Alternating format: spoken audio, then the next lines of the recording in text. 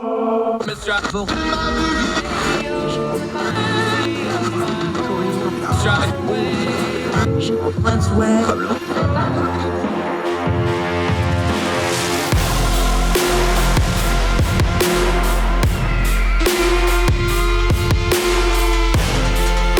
host, Andrew Donaldson.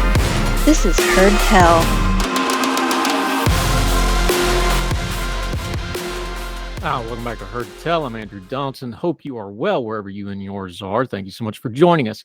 Try to do what we always do, turn down the noise on the news cycle, talk about what's important, skip things that aren't, try to discern our times just a little bit better, both with politics and culture and everything else that might be going on in the headlines. But we got to start with some nonsense, unfortunately. We try not to talk about conspiracy theories too much. Now, there's whole websites and news organizations that just do chasing these things down. They change so often.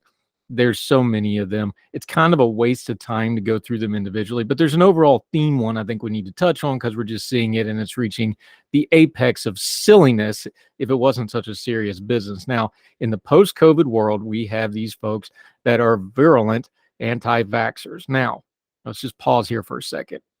There's a thing about being skeptical that is healthy. There's a thing about questioning things that is healthy. And then there's the latest theory where Damar Hamlin, which we covered here, if you missed our talk with our good friend Brandon Phoenix on that episode and what happened with Damar Hamlin, please go back and watch it. But now you have the apex of stupidity where Damar Hamlin actually died and they've brought in a body double because he died of a vaccination on the field because of heart. You've seen the idiotic hashtags of died suddenly. You've seen the Facebook posts, the Instagram posts of people shaking all this nonsense. Listen. Let's go through this real slowly on the slow path for those of you from Logan and elsewhere. If you are anti-vax, whatever that term means to you, just kind of listen to me for a second. Let me walk through this. There is such a thing as being healthily skeptical of things. Listen, when the COVID vaccines came out, I'm one of those. I have a very complicated medical history. I have some very serious health problems. That's why I do this instead of some other things that I used to do because I can sit at my home and if I need to go take a nap or I need to go to the doctor or whatever, I can do so. I had very serious and very complicated medical situation. So when these vaccines came out, I talked to my doctors about it. I talked to multiple ones of my doctors about it. And the answer I got was, we don't know. They don't have any data for people like me with my specific needs and issues. They didn't know what the results would be. They didn't know what the side effects would be. All they could do was talk to me through the vaccine, go, here's what we think we know, here's what we do know, here's what we've tested, here's what we've not tested. And I appreciated their candor. So when it came time to decide whether or not I did the vaccine, that's the information I had because I didn't go online, I didn't listen to threads, I didn't watch YouTube videos. I talked to my doctors about it. And they all said, we're not sure. Here's the pros and cons. Make a decision for yourself. And I did. I ended up taking the vaccine. I've got the Pfizer one because that's what the VA was offering at the time. I got one booster. I'm probably not going to get any other further boosters for other reasons. Now, that's me. That's my decisions. That's what I made. You need to do the same, but I would encourage you to have the same process.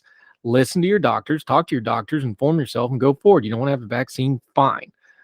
Here's where this goes into la-la land, though. Now we got people going to school board meetings demanding that we never have any mandatory vaccines for children at all. Folks, grow the hell up. We have polio almost completely eradicated, one of the great scientific achievements of mankind. Polio is making a comeback because people aren't getting their vaccines. Things like measles, things like smallpox. People are losing their minds over this stuff. There's a difference between being healthily skeptical and falling down the conspiratorial hole of everybody that dies suddenly, it was because of the vaccine, or that we have an NFL player having a body double and he really died because it fits my conspiracy theory. This is supremely unhealthy and it's nonsense, and it's time for good folks to stop tolerating it. You are not entitled to people's timelines. You are not entitled to their Facebook page. You're not entitled to their Instagram posts. You're not entitled to my Twitter timeline. So if you're going to go off the deep end on conspiracy theories, not healthy skepticism, not here's the data, are they rushing the data, especially something like the mRNA vaccines that were brand new. Yeah, there's honest questions to have because we've never really done them on mass scale before. If you want to talk about the mandates and things like that, we can discuss that too. But the out and out conspiracy theories that we're putting nanochips in because Bill Gates is a lizard person, this kind of nonsense, it's time to start just calling the herd a little bit here. What you need to do is on your social media. It's time to start unfollowing people. It's time to start muting people. If folks want to talk about conspiratorial nonsense, just stop listening to them, stop platforming them, stop arguing with them, just cut them off. Oh, I know. Free speech. No, you're not entitled to my timeline. That's not free speech. Free speech is the government not being able to dictate things. And there's a debate on some of this where that comes in too. But if we start clamping down on our social media a little bit and quit tolerating this nonsense that the lizard people are putting nanochips in vaccines, the real out and out crazy stuff that Damar Hamlin is a body double, that the World Health Organization and Fauci are out to get us. Listen, if you want to criticize Fauci, there's plenty of criticism to be had there. I've been critical of him too. The World Health Organization, you can miss me with that one every time I criticize something about a vaccine and an anti-vaxxer nut job. What about Fauci and the W? Listen, we've covered the World Health Organization on this program the way it should be covered, about the funding, about the undue influence of China, about how it's a giant bureaucracy who was completely revealed by COVID as being completely one-way traffic on PR instead of being the one thing it's supposed to be, preparing for a worldwide epidemic. It failed completely. We were covering it from the very beginning. We've had experts on about it. What did you do? Are you just using it as a buzzword? World Health Organization is a boogeyman, or you want to actually talk about the problems with the organization? Same thing with Fauci. He's a bureaucrat. Yes, he's a doctor. He's a bureaucrat. He acted like a bureaucrat. I think he embarrassed himself when he got on TV and made himself look bad, but that's neither here nor there. Fauci isn't controlling your life or dictating your life. You want to talk about the mandates? There's a debate to be had there. But this anti-vax nonsense that's getting people killed, these idiotic videos where people are clearly faking the shaking and all this nonsense, that's an insult to people who really do have long COVID problems. The very small minority who really do have reactions to these vaccines. It's time to quit tolerating it as a people. No, we don't have to ban people. No, I don't think we should mandate it. We should have some good old-fashioned shunning. You have a right to not take a vaccine if you not want to. And society has a right to say you keep your unvaccinated self over there where you can't make everybody else sick. Sorry, that's the harsh truth of it. And we should do the same on our social media. Not the honestly skeptical people. They have a role. We should have honest debates about things. But if you're going to do lizard people and nano probes and microchips and Bill Gates is out to get me, it's time for you to not have a voice in the public square. Sorry, you're not entitled to my timeline, and I'm not wasting my time on you. And the more and more people that start doing that with their social media, the less and less we'll deal with this. We can also go to the data, by the way. We've talked about this with our friend Michael Siegel. A lot of the anti-vax stuff comes from the same few, about a dozen or so organizations and really high-profile people, and that's the vast majority of that, and then it just gets shared and retweeted and so on and so forth. It's not very organic, but a lot of the wackadoos are grabbing onto it, and they're getting converts, and it's bad. It's bad for everybody's health. It's bad for our society. It's bad for our discourse. It's bad for you individually. Do a little self-policing. The real wackadoo conspiracy folks, start cutting them out of your social media. They're not going to bring anything good to it, and you can say whatever you want, even if you agree with them on 80 or 90% of everything else they say. It's unhealthy. It's bad. There's nothing good going to come from it. Just stop listening to them. Mute them. Unfollow them. Don't follow their Facebook page, their Instagram, their Twitter. There's nothing good going to come out of it. The best thing you need to vaccinate your mind from is nonsense like that. And you can do it with a few clicks. Doesn't cost you anything. It'll gain you a whole lot more perspective. If that offends you, send us an email about it. More Hurt Tell right after this.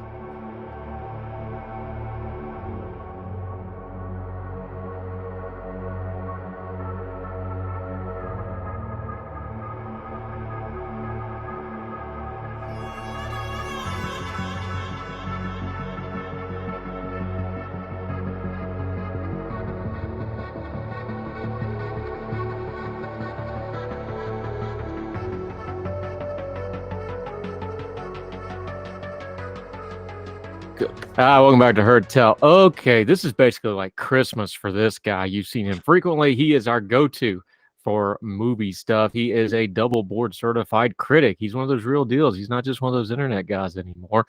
Luis Mendez of the Mendez Movie Report. And of course, we're going to talk about the Oscar nominations, which is Christmas Day for him. How are you, sir? Have you recovered yet?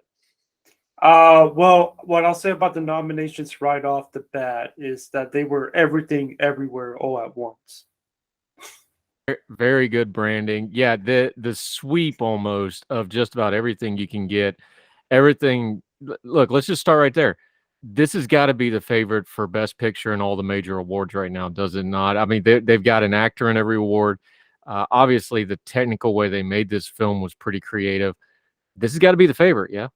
Yeah, which as someone who's rooting for the movie personally makes me nervous because favorites do not have the best record in the preferential ballot era that we've been in for the last decade.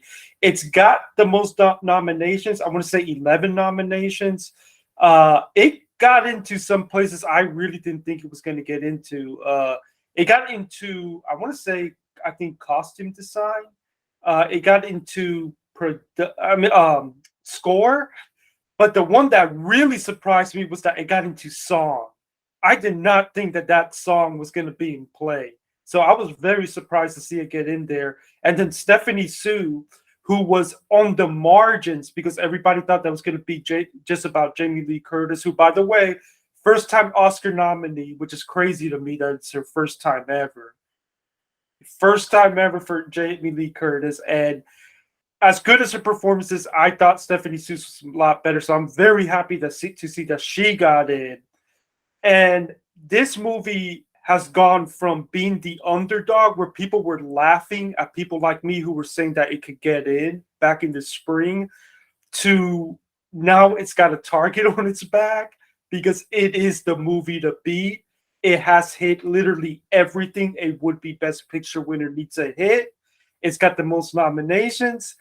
It makes me a little nervous for its chances because of that, but it is undoubtedly our front runner as we head into the actual ceremonies. Yeah, Louis Mendez, our movie guy. Let's start with Best Picture because that's always the top line item here. This and the actor stuff. We're going to get into some of the technical ones though, because I think there's some really interesting things, especially screenplay. Kind of surprised me a little bit. But Best Pictures, that's the big number, right? You got all these right on your predictions except for one, and I'm kind of upset that it's the one because it blew up my favorite trope when we talked to you about how Hollywood loves to have movies about Hollywood. The one you missed on, Babylon, was not included in here. Can't be a total shock. I wouldn't call it a snub. There was some disgruntled opinion about this film, but it did kill one of my favorite tropes every year for the Oscars, that Hollywood likes movies about Hollywood. Yeah, well, to be fair, you could almost make an argument that Fablemans kind of fits that bill since it is about sort of Steven Spielberg's personal filmmaking journey. But yeah, I mean, it's not surprising to me. It was honestly kind of a swing for me to try to predict that it would get in because that movie was so divisive. And I mean, I had it at number 10 for a reason because it really was on the bubble. The movie that did get in, Women Talking, was also on the bubble, but ultimately it was able to get in, which even though I personally like Babylon more than Women Talking, I am very happy that Women Talking still got in because it was my number 11 of the year. And it avoided what I think would have been an embarrassing stat for the Academy of no Best Picture nominees directed by women. Now, they still ended up having no women director nominees, but they were still able to avoid that stat, and I'm happy for that film. But Babylon was definitely a movie that was on the edge. I'm not surprised it didn't get in. Yeah, Louis Mendez joining us. I always try to pick out, the Oscars always get this reputation of, well, they'll take a movie that nobody's actually seen. I don't think any of these are too out of the world, but there's a couple that folks probably aren't as familiar with. The surprise here is probably Triangle of Sadness. That's a movie that was very divisive amongst critics. And then Tar, which was getting a lot of talk for Best Actress. We'll talk about that in a minute. Folks are probably surprised that it got a Best Picture, though. And Elvis got a Best Picture. Now, of course, Austin Butler is, in there for Best Actor, but that's another one because Baz can be really divisive on people either loving or hating him. Those are probably the three surprises on that list. Well, I gotta tell you, I actually think two of those should not be considered surprises, Elvis and Tar, because everything that I was seeing and hearing told me they were going to get in. The screenings for Elvis have been nuts, like sold out Academy screenings. People want to see this movie. I love it. And I'm not a Baz Luhrmann guy, but I thought it was, you couldn't go in. We talked about it when we covered the movie. you couldn't go in thinking biopic. You go in thinking superhero musical, and that's what you Yeah. get. I thought it was a great movie, though, and I'm not the biggest Baz fan, but I thought it was really good. I mean, it's kind of divisive among cinephiles, but it was in my top 25. I've seen the movie twice now. I think if you're gonna do a biopic, the typical cradle to grave biopic, do something new with it, and Bass definitely did something new with it.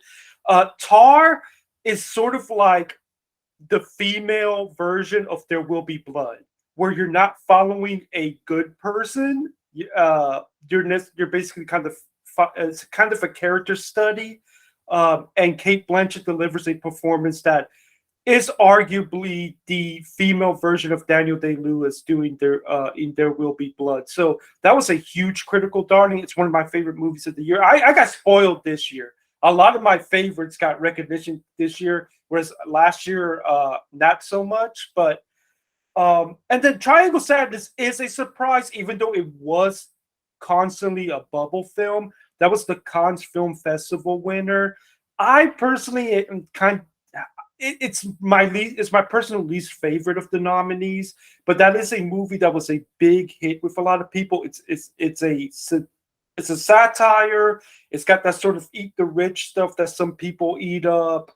And I'm not surprised that it got in.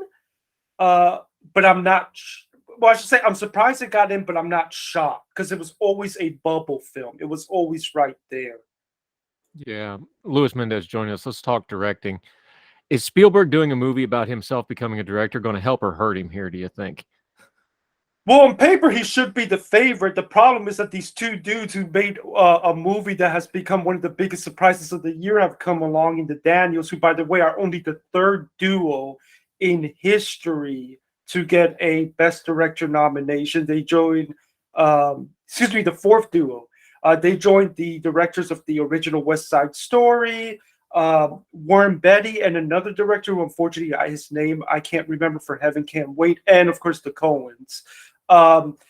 They've kind of come along and ended up becoming the big critic favorite. They've won everywhere except the Golden Globes. Spielberg won at the Globes. The problem is the Golden Globes has a very mixed record of matching with the Oscars, and there is a possibility that DGA will tell us if Spielberg can't win at DGA, I don't think he's winning director at the Oscars because DGA is the Directors Guild, and if they don't vote for Spielberg, I don't see him winning at the Oscars. And he's already got a big hit that he didn't get a director nomination at BAFTA, which is a bad sign. But he is definitely the favorite. But in hindsight, we may look back and see that the Globes was just the Globes being the Globes, and that this entire time it was the Daniels. After all, they did direct the movie that has the most nominations. Yeah, let me tell you my pick for director. And again, I'm the Philistine. You're the cinephile here. I've made no bones about my two favorite movies of this year. It was Top Gun Maverick and it was Banshees. I think Martin McDonagh would be my director pick here. Now, here's one of those insider things, and you can explain it. They've got 4 actors and actresses up for awards already.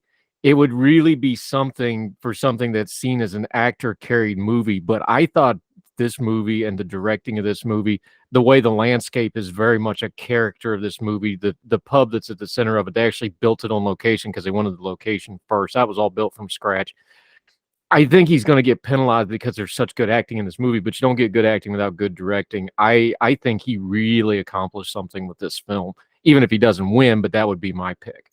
Well, he also suffers from the infamous thing that the director's branch is they're very hesitant to award people who are writers or actors turned directors, and McDonagh did start out as a writer.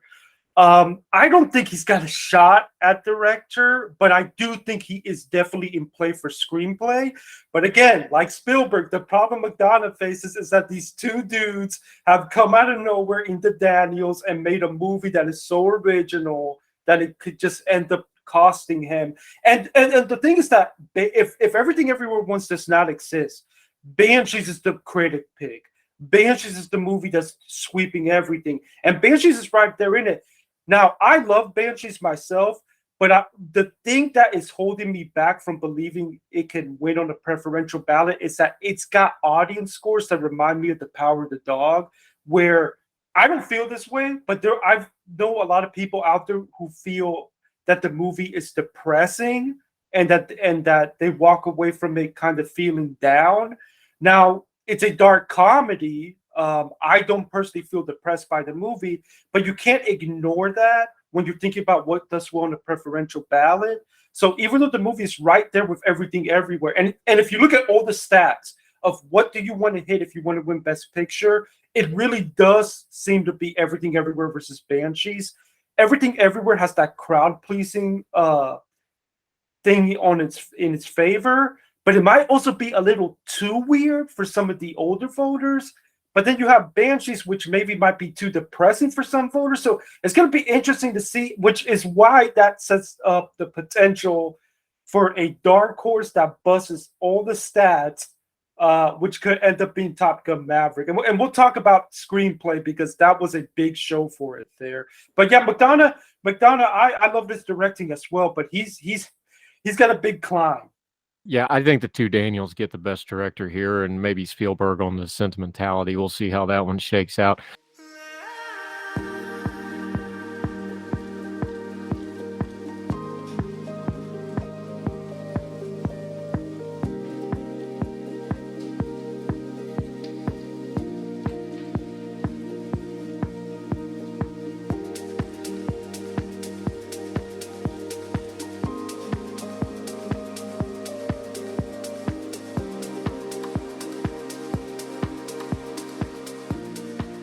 Louis Mendez joining us. Okay, Best Actor. This is where the surprises start rolling in.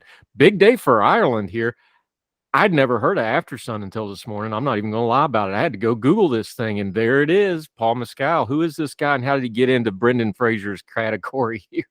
Well, it's so Aftersun is a small A24 movie. It's sort of this big darling among the super niche cinephiles. A lot of people have been saying that it's their favorite movie of the year. Well, I shouldn't say a lot of people. Well, a lot of people in that niche group say it's their favorite movie of the year.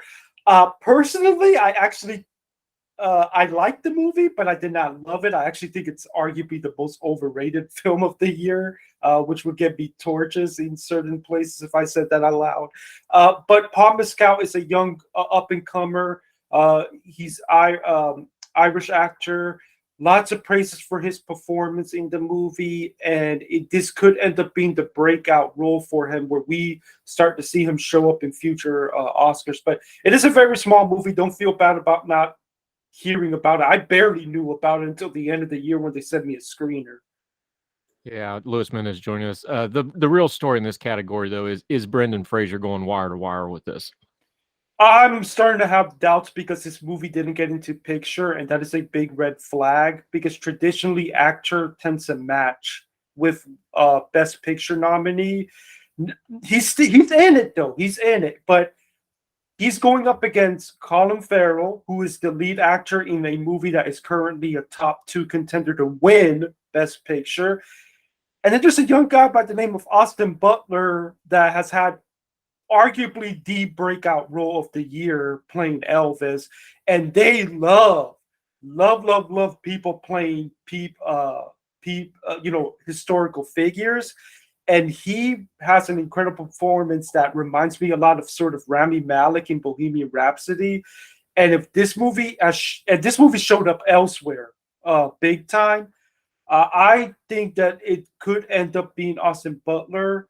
But if Brendan Fraser is going to pull this off and become the first, I think it will be the first time since 2010 that it would be a non-Best Picture nominee winning Best Actor. He's really going to have to show up and get a big win at SAG. What helps Fraser at the moment, and it feels like he's kind of climbing, is that he gave this incredible speech at the Critics' Choice Awards. And speeches matter because it gets those narratives going and voters start getting behind you. So that helps him that he's got an incredible narrative. But it's going to be tough for him because there are 2 contenders right there with him who have Best Picture nominees. Louis Mendez joining us. here we go again for Best Actor Supporting Role. Banshees gets 2 in there, which was surprising. And then the other one, here's another surprise. One of the few misses you had on yours. We're going to link to your Ordinary Times so everybody can see how you did. You really did well here, by the way, my friend. Brian Tyree Henry in Causeway. Here you go again. I had to go Google it. I'd never even heard of this picture. And here he is in a supporting role Best Actor nomination nod. Yeah, one of my favorite, usually I don't mind getting stuff wrong, but if I'm going to get stuff wrong, I want it to be something I'm happy for. And I am so happy for Brian Tyree Henry because he was in my personal 5 for the critics groups that I voted in. He's a part of Causeway where he delivers a really great performance as it's a very muted one, which is why it's interesting that he got in because usually they're like showy performances. Causeway is available on Apple TV Plus. It came out sort of towards the end of the season. I think it's one of the more underrated films of the year. It ended up coming pretty close to making my top 25. It's an interesting character drama about a veteran dealing with PTSD and having to overcome that. And Brian Tyree Henry does one of the best performances of the year, if you ask me. So I'm very happy for him to get in. He was in my personal 5. I'm surprised but not shocked he got in because I did have him as a bubble guy right there. But yeah, he's definitely a big surprise because a lot of people thought it was going to be Eddie Redmayne for The Good Nurse, but it looks like he ended up just coming up short. But for when it comes to supporting actor, the big story is Ke Huy Quan from Everything Everywhere, who literally has broken the record for critic sweeps of victories of any category ever. This dude cannot lose. He is winning supporting actor at some of the most snobbiest, highbrow critics organizations that you will know. This dude is just dominating, and I'm so happy for him because this guy is basically told that he can't be involved in acting anymore because he's Asian. So he ends up just doing a lot of behind the scenes stuff. 30 plus years later, decides to get back into acting after he saw Michelle Yeoh in Crazy Rich Asians. Comes back, and the first movie that he does with Michelle Yeoh there is going to probably lead to him actually winning a freaking Oscar. It's one of the most insane stories of the season. So, I mean, he is easily probably the biggest lock out of all the acting contenders. There's a great video online. I'll try to find it and link to it in the show notes. But Brendan Fraser and him sitting at one of these roundtable pre-Oscar things, and they cracked the joke. It's like, well, we should have been nominated together for Encino Man all those years ago. Of course, he's short round from Indiana Jones for people my age. That's what he was known. And then he just disappeared. He got kind of labeled that child actor thing and the Asian thing and didn't act. It's such a cool story. I'm kind of hoping he wins. Let's move on to the ladies. Luis Mendez joining us. We're talking Oscar nominations. Best Actress. Here's you another one. You keep talking about this over and over again. You say it's a toss-up between the top 2, Cate Blanchett and Michelle Yeoh. Usually when it's a toss-up between the top 2, there's that potential for somebody else to sneak in and snag one. Is one of the favorites going to do it, or is that going to happen here? I think it's going to be one of the favorites because the issue is that, first of all, statistically, the biggest upset that we got to this morning is Andrew Riceborough getting in to Leslie, who literally last second had a grassroots campaign. This woman has not shown up anywhere. A lot of people forgot this movie even existed. I had to Google it. There's another one. And she literally got in last second through a word of mouth campaign. As I guarantee she was probably the 5th person who barely snuck in there. Now, there is going to be some controversy as to why 2 incredible Black actress performances from Viola Davis and Daniel Deadwyler didn't get in. And meanwhile, actors kind of pushed this white actress in a movie nobody saw in. I think there's going to be a little bit of backlash to that, which is probably going to help Angela Bassett over in supporting actress. But when you look at who's going up against Kate and Michelle, it seems like, with all due respect, sort of also rants where the nomination is the win. I don't see a situation like the infamous thing that happened in 1951 when it was Betty Davis versus I forgot the woman who played Norma Desmond. they ended up splitting the vote, and they ended up leading to a big upsetting actress. I think this really does come down to Kate Blanchett and Michelle Yeoh. I think it's Kate Blanchett to lose at the moment, but Michelle Yeoh is right there nipping at her heels. And if Everything Everywhere ends up having a big night, I can see her coming along for the ride. Now let me see you go off like a bomb.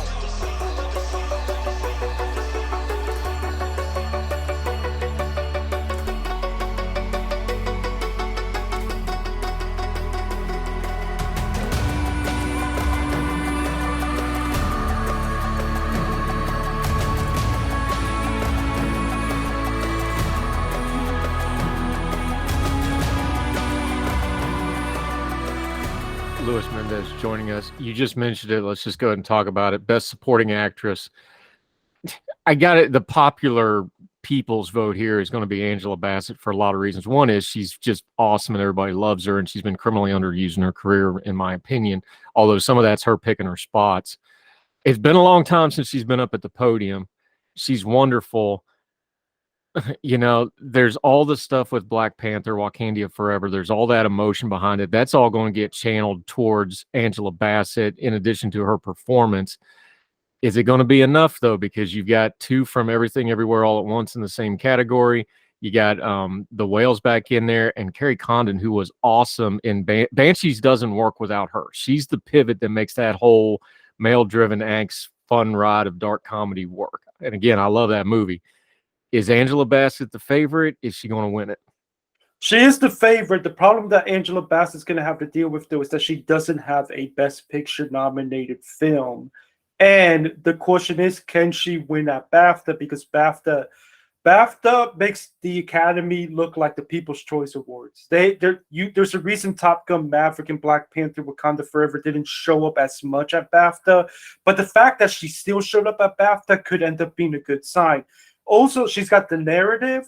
This woman, this is only her second Oscar nomination, and the last was like almost 30 years ago or something like that for the Tina Turner film.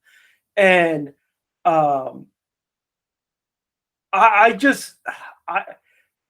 think that what's in her favor is the narrative and the fact that now we've saw two major contending Black actresses missing lead actress.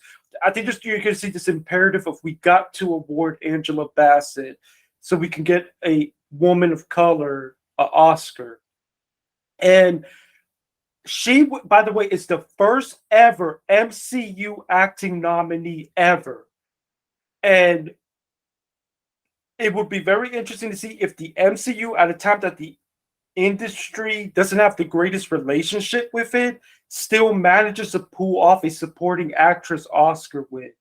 But because I do think she's favored at SAG, and then if she wins at BAFTA, I don't see anybody beating her. But if anyone's going to beat her, I think it's Carrie Condon, because she is in a top tier Best Picture contender. She's probably the favorite at BAFTA, given the bias of BAFTA being British, and the Everything Everywhere ladies are going to split the vote. So it does look like she's the favorite, but I wouldn't call her a lock like Ke Quan looks like. It would be funny if Carrie gets the one Oscar for Banshee out of the bunch when you kind of look at how this all shakes out. In a male-driven movie, that would be really funny, but you can kind of see a path for that happening here. And it would actually match with recent trends where the supporting actress winner is that movie's lone win. Like if Banshees just ends up not getting anything else, but she wins, that actually matches with recent trends for supporting actress. Yeah, and again, I love that movie. That movie don't work without her performance. That's the fulcrum of that whole thing. She's the touchstone that keeps it from going off kilter. So it's not that it's not deserved. It's just going to be low and unexpected. Let's talk. Louis Mendez joining us. Mendez Movie Report, talking the Oscars. Let's talk technical stuff. I rarely get upset by these nominations. I rarely pay attention to them. I'd rather just let you tell me and I repeat what you say and then I look smart, right? Apparently, I don't understand what the term cinematography means, because if Top Gun Maverick does not forget a nomination, that's the most cinematographic film I've seen in my lifetime, probably. Like, do I not understand and I know they got a visual effects, whatever. What? Wait, didn't even get a nomination for it? Like, do I not understand what that word means? This is outrageous to me. And I know it's the Oscars and it's silly and they got their technical stuff, but I think cinematography, I mean, that's like top cinematography I've seen in my entire life. How did that not get a nomination? Yeah, actually, statistically, next to Andrew Riceborough sneaking into actress, this is the biggest shock of the morning because Top Gun Maverick cinematography has been sweeping the critics organization. Both critics groups that I voted for, both of them voted. Well, no, I want to say one of them voted for Top Gun Maverick for cinematography. The other, it was the runner-up to the Batman, which also was snubbed for cinematography, which is crazy to me as well. Top Gun Maverick, it's interesting because it doesn't feel like it's a lot of critics' personal number one in cinematography, but it's the one that, as a consensus, they definitely agreed on as among the best. And that's why I think you saw it sweeping across the board. This was supposed to be the favorite to get the Oscar for cinematography, and it didn't even get in. Now, that makes me think that All Quiet on the Western Front is going to sneak in and get the cinematography award instead. But considering that Top Gun is the favorite in sound, I believe that it's now the favorite in editing, even over Everything Everywhere. It's ridiculous to me that it didn't get into cinematography. It is next. If it wasn't for Andrew Riceborough, this would be the biggest surprise of the morning that a lot of us who try to predict this thing. So I'm not off base and being like, what in the world? Here's the other thing is, and I've seen a couple people already write about this. The Academy is a little self-aware and they are still snobby. Is this the payback for giving them the Best Picture nomination? I don't think so, because again, this is cinematography that was showing up everywhere, including the guilds. What I think is a possibility that happened is that because cinematography was a really stacked race this year, but I think what may have happened is that everybody, it's this thing that you got to be careful for these favorites. Everybody assumes it's going to get in, so they try to vote in other things they're passionate about, and that's how you end up with surprises like this. Louis Mendez, our critic. Okay, I'm going to be a Philistine again. Some of this is going to be unfair criticism. I'll admit it because I'm not the insider that you are, so you explain it to me, though. We have things like we just went through cinematography. Okay, cinematography is kind of a wide berth because there's digital now. There's a lot. I understand that's got a spectrum to it. Visual effects, that's an even wider spectrum. That's got a lot of give to it, right? Here's my question. By the way, visual effects is an absolute lock. Everybody already knows Avatar is going to win that. And I'm okay with that as visual effects. I wouldn't give, this is me, Philistine, you're the expert, you explain. I wouldn't give Avatar a cinematography nod because it's not cinematography. It's more like animation. And I know we're going to keep animation to its animation's its own debate at the Academy right now, and I understand that. Like we'll talk about Pinocchio in a minute. They spent like 3 years doing stop motion for that thing. Is that really still animation at that point? You can debate these things. Avatar, as brilliant visually as it is, that's not cinematography to me. That's more animation and computer than making a movie. And I know this gets into niche stuff and what you just call it and things like that. But that's why I get a little under the collar with the Top Gun thing. I was like, they went out and shot that thing live with very little CGI. Avatar's all CGI. Do the categories accurately express what we're doing in movie making right now? Because it kind of feels like, look, visual effects, absolutely Avatar wins. It's a visual effect. Do we need to kind of maybe modify some of these? Because it doesn't seem like they're keeping up with the kind of movies we're actually making now. Well, you put me in an uncomfortable position because Avatar actually had my favorite cinematography of the year, even though I did have Top Gun in my ballot. Granted, but you understand my point. They're not pointing a camera at a landscape and lining up the light, which is what kind of traditionally cinematography is. They're doing, and I understand the technology, and I marvel at it. But you see where I'm coming from with it, and maybe I'm just a knuckle-dragging Philistine here, but that's a whole different discipline than the movie making we've seen for the last 100 years. Well, I think what you're saying, which I think is a valid argument to make regarding the fact that it's all basically digital and well, not necessarily all digital, but in terms of like, it's motion capture and stuff like that. But I think what helps Avatar is that they literally did go down in the water and film stuff underwater with the motion capture stuff, which is with some new technology. I think the narrative behind that helps that movie a lot, which I would expect from James Cameron, because James Cameron is, I believe he actually is a blown like marine biologist or something like that. So I think that's what helps it, in the same way that having the cameras on the plane helped Top Gun Maverick. But again, look, I do think Avatar deserves a spot in the cinematography, but this snub of Top Gun Mavericks does upset me as well, because I do think it was one of the best cinematography of the year. And by the way, the Batman isn't in here either, which I also thought had some of the best cinematography of the year. So it's a bit frustrating, but I think now it's going to be another military movies award to lose. I think All Quiet on the Western Front has now emerged as the favorite in cinematography.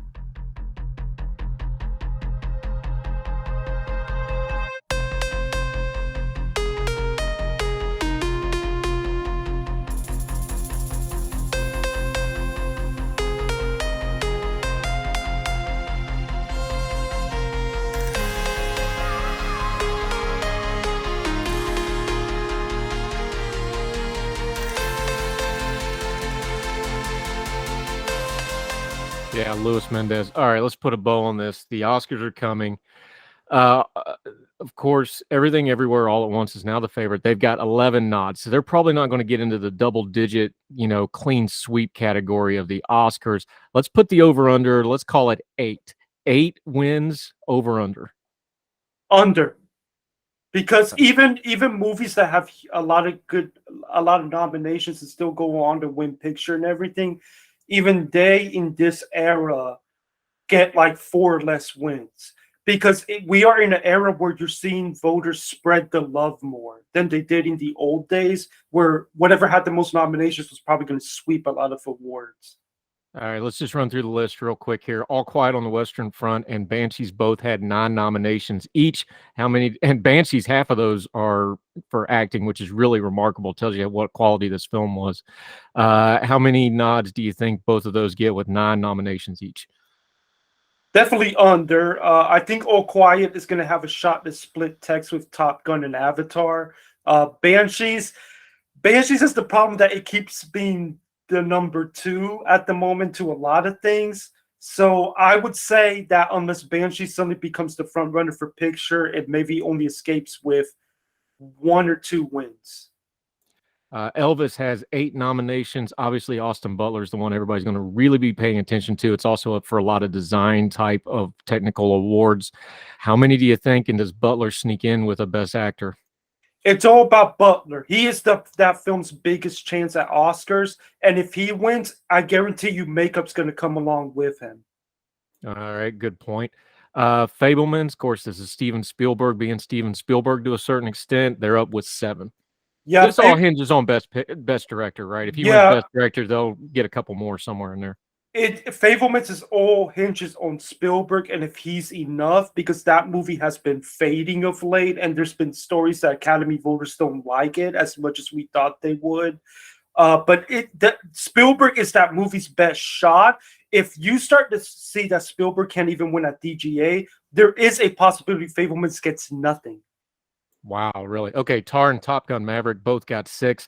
Tar's kind of that same situation, as go Cate Blanchett, probably how the movie goes. Yes, it's all about Kate. It's also a dark horse for director, I should say, since we brought that up. Well, yeah, but I mean, he's not going to win director as much as I like Todd Fields directing in that movie. But Kate is basically Daniel Day-Lewis in There Will Be Blood. It's basically all about her and if she can win. In terms of Top Gun, it's all about how many texts can it win, and does it have an outside shot at winning that adapted screenplay? Because adapted screenplay tends to go to a Best Picture nominee. Yeah, and that's probably why those got coupled together. Black Panther, here we go again. Angela Bassett. Look, I love Angela Bassett. She's been a favorite for years and years and years. I'm great if she gets another Oscar. I would love to see it. If that happens, they'll probably pick up some more, yeah. It's all about Angela Bassett. The movie does have a chance at a couple of texts, particularly costume design, but it is all about Angela Bassett, and she is that movie's chances. All right, finally, Luis Mendez Movie Report, our expert, your favorite Oscar category. Who's winning Best Song? I really hope it's Naatu Naatu from RRR, that where it finally showed up somewhere, and that performance at the Oscars is going to be so much fun to see. I'm gonna go with not to, but keep an eye on hold. What's it called? Hold My Hand from Lady Gaga from Top Gun Maverick. That is that is the song that has been right there with it. I got a bad feeling about the song category. I'm getting Phil Collins kind of vibes about sneaking in with a very generic. I'm getting a bad feeling about best song category, buddy. I'm just telling you. I'm good with both of those. I think those are both winners. Look, my family's got Hold My Hand on repeat right now because we all love Top Gun and my kids all love Lady Gaga. I got a sneaking suspicion though, man. I'm just a little worried about how that nomination shook out. Well, so what you so which is the one that you're scared of? The Black Panther song? I'm a little worried about the Back Lift Me Up sneaking in there. Not that it's not a great song. It's a good song. Yeah. It feels like that Phil Collins Oscar. It's that catchy pop song is gonna sneak in there and everybody's gonna be like, wait, how'd that win? Well, if anybody's watching the ceremony, if Everything Everywhere actually pulls off best song, it's gonna win picture, but because there's no way it should be winning best song. It's literally snuck in there. So at the very least, we'll know that if it wins best song. I love me some Rihanna, but like she can't have the Super Bowl and an Oscar within a month of 2-3 weeks each other. That's not fair. Can't do that. And I gotta tell you, that's some good campaigning right there for her too. She's gonna be at the Super Bowl before they start voting. You want to talk about everything everywhere all at once? It might be her this year. Louis Mendez, let folks know where they can follow you. The Substack's great. He writes at Ordinary Times. We're going to be doing this again when it comes Oscar time. We'll see how we'll do. Buddy, let folks know how they can follow you and keep up with you until we see you again, my friend. MendezMovieReport.substack.com. Get all my thoughts and Oscar predictions there as well. Facebook, Instagram, Twitter. If you got Letterboxd, if anyone's on Hive Social, Mendez Movie RPT. I'm everywhere there. And the YouTube is coming. I know I've been saying for months it's coming, but it is coming, and I've got a plan to do a Best Picture series looking at all the Best Picture races going all the way back to the very first Oscars when it was Wings versus Seventh Heaven. We need to do an episode on your early work too, because I'm going to talk Metropolis some with you and some of those early works, folks, because a lot of those are public domain now. They've started to where you can actually just watch them on YouTube. We need to do a whole episode on that, some history of cinema. First ever Best Picture winner is now officially public domain. Isn't that amazing? It's good stuff. We'll do a whole episode on that, man. Remind me. Louis Mendez, appreciate the time, buddy. Try to recover from your busy morning of enjoying yourself. Hey, thanks for having me. I love being here every time I get the chance. Anytime, sir. Thank you.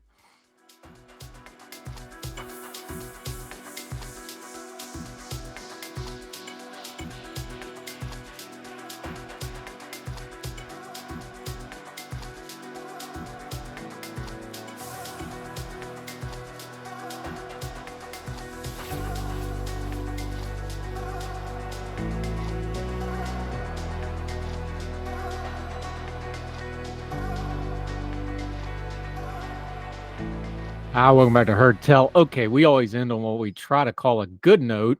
This time, kind of literally, News18.com has this syndicated story. A petition started online to change the name of the capital of Pakistan from Islamabad to Islamabad.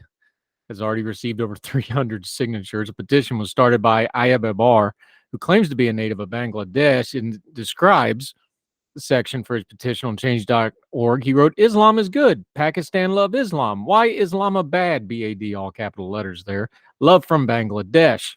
At the time of writing this, the petition has 309 signatures and is directed at the Prime Minister of Pakistan, Imran Khan.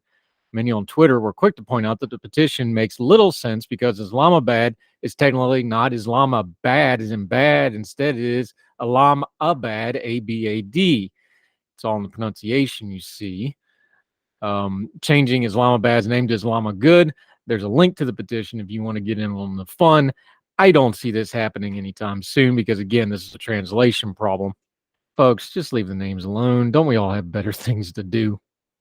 That'll do it for Heard Tell. Little silliness, but we need a little silliness to make it through the day. So that's what we do, though.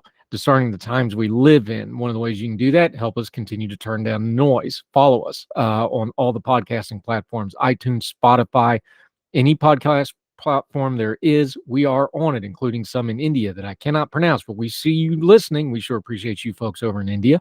Also, the YouTube channel. There's lots of stuff on there that's exclusive to the YouTube channels. We have some playlists set up for you. I have some of the good talks, also have some breakouts of things that you asked for, said we really want to hear that again. Put those on the YouTube channel for you to watch. Also, the podcasting platforms have the Twice on Sunday recap where we put all the interviews together in one nice long big package.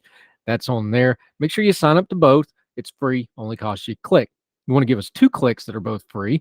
Share us on your social media. Let us know. It's the only advertising we do outside of our own social media platforms, and we sure appreciate it. That's how this show's grown. It's why we got the success we do. It's because of folks like you, and we really appreciate it. So until we see you next time for more Heard Tell, we hope wherever you are across the street or around the world, you and yours are well. We hope you're well fed. We'll talk to you again soon for more Heard Tell.